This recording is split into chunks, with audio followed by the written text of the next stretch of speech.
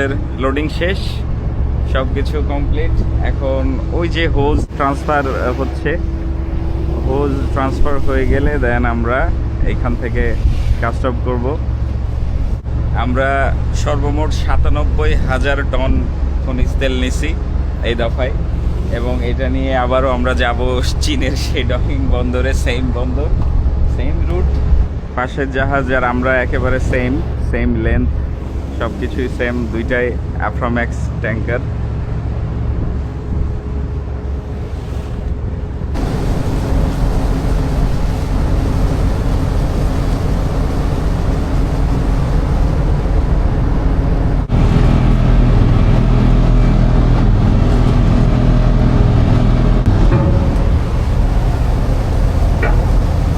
We are ডান, আমাদের আনমুরিং শেষ।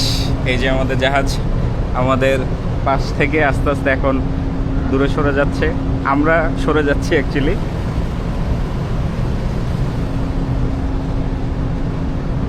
এখন আমরা ডিরেক্ট সেল করব চায়নার উদ্দেশ্যে। 11 দিন মতো সময় লাগবে আমাদের। 2717 নটিক্যাল মাইল।